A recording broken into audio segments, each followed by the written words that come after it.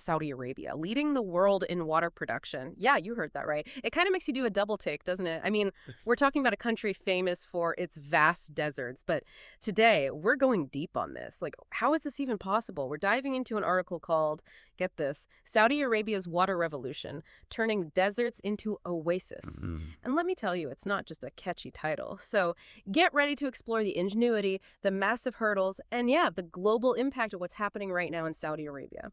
Okay, picture Saudi Arabia for a sec. What comes to mind? Endless sand dunes, maybe an oil rig or two. Probably not fields of golden wheat or rows of ripe tomatoes, right? But that's the thing, that's the unexpected reality. Saudi Arabia actually dedicates a whopping 84% of its water supply to agriculture. It paints a very different picture than what most of us imagine, doesn't it? Absolutely. Surprising, isn't it? And that agricultural focus, well, it leads to some pretty interesting exports. Dates, of course, those are a given, but also a whole variety of fruits, vegetables, you name it. But this drive for, food security, it brings up a big question. Can they actually afford to use so much water, especially when water is already such a scarce resource there? Yeah. It really highlights that tightrope walk between managing resources and ensuring the survival of a population.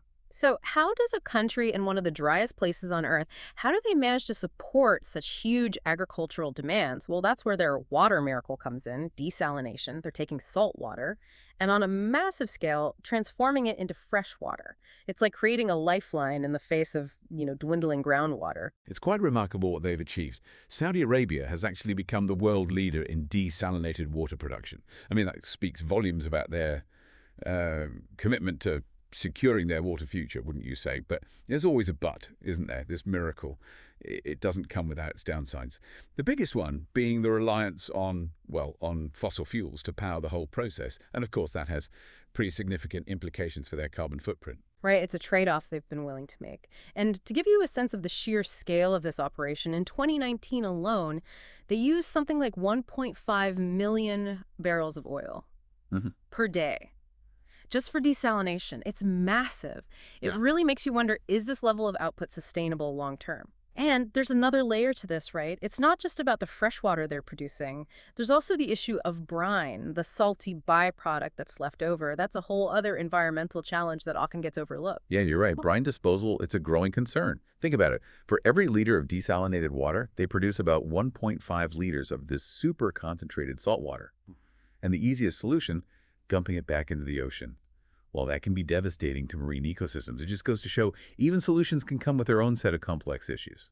Absolutely. And it's important to remember this isn't just a Saudi Arabia thing, right? This is a global challenge we need to be aware of. Global water usage has skyrocketed. I mean, it's increased by something like 600% since the 1960s. So while Saudi Arabia might be dealing with extreme scarcity, it's a story that resonates far beyond their borders. In fact, some experts even predicted that Saudi Arabia would have completely drained its groundwater reserves by, get this, as early as 2029. That's practically right around the corner. Yeah, it's definitely a wake-up call. But it's not quite the doomsday scenario some were predicting. You see, under the Arabian desert, there are these things called fossil aquifers. They're like ancient underground water reserves, and they hold a tremendous amount of water. The catch is they replenish extremely slowly, if at all, in some cases. So tapping into those fossil aquifers, it's kind of like using a credit card, isn't it? Convenient in the short term, for sure, but potentially risky with some, let's say, hefty consequences down the line. It makes you realize how finite these resources truly are and really highlights the need for more, well, sustainable solutions. So knowing all of this, it's no surprise that Saudi Arabia is taking action. They've got this ambitious plan. They call it Vision 2030. And it's all about tackling these water challenges head on, moving away from relying solely on desalination. Vision 2030 is fascinating. It really is. It's a multi-pronged approach. They're looking at things like more efficient irrigation, like encouraging farmers to grow crops that don't need as much water. They're looking at recycling wastewater, even investing in some really cutting-edge water-saving technology. It's like they're rethinking their whole relationship with water from the ground up. And one of the most, let's say, attention-grabbing parts of Vision 2030 has got to be NEOMEM. Have you heard about this? It's their futuristic city project. Imagine a city built completely from scratch, designed to have like minimal environmental impact. No cars, sustainable living, all in the middle of the desert. It sounds like something out of a sci-fi movie, doesn't it? NEOM is definitely bold. There's no doubt about that. It's a testament to their ambition to be a leader in, well, in sustainability on a global scale. But a project of this magnitude, of course, is going to face some skepticism. Can they actually pull it off? Can a nation built on oil really embrace a green future? I guess only time will tell. NEOM is a real head turner, that's for sure. But it's just one piece of this Vision 2030 puzzle, Yeah. right? So let's dig a little deeper into some of the other strategies they're putting into action. Okay, well, one key area is agriculture. As we talked about, that's where a huge chunk of their water resources end up. So they're really pushing for a shift toward crops that don't need as much water, like instead of wheat, maybe barley or quinoa. Those alternatives, they need significantly less water, so potentially huge savings there. It's amazing how these, like, seemingly small shifts can have such a ripple effect, you know? What about the tech side of things? Are there any, like, cutting-edge innovations that really stand out? Oh, absolutely. They're pouring money into these advanced irrigation technologies, things like precision irrigation, which basically delivers water straight to the roots of plants, so less waste. And then there's vertical farming. Have you heard about this? Yeah, a little bit. So they're growing crops in these like vertically stacked layers, which uses way less land, way less water compared to traditional farming. It sounds like they're pulling out all the stops to, like, really maximize efficiency and minimize that environmental impact. Now, what about the water they've already used? I imagine wastewater treatment and recycling, that's got to be a big part of Vision 2030 as well, right? You're absolutely right. Saudi Arabia, they've set these really ambitious targets for treating and reusing wastewater. They're investing in these like state-of-the-art treatment plants that can purify wastewater, and I mean really purify it, to the point where it's clean enough to use for agriculture. So that reduces their reliance on freshwater sources, which is huge. It's amazing, isn't it? Taking something that we used to think of as waste and turning it into a valuable resource. It really challenges how we traditionally think about water management. It really does.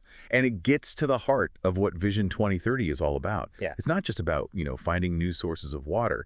It's about fundamentally changing their relationship with this precious resource. You know, that brings us to a really interesting part of Saudi Arabia's story, one that often gets lost in all the talk about desalination and futuristic cities.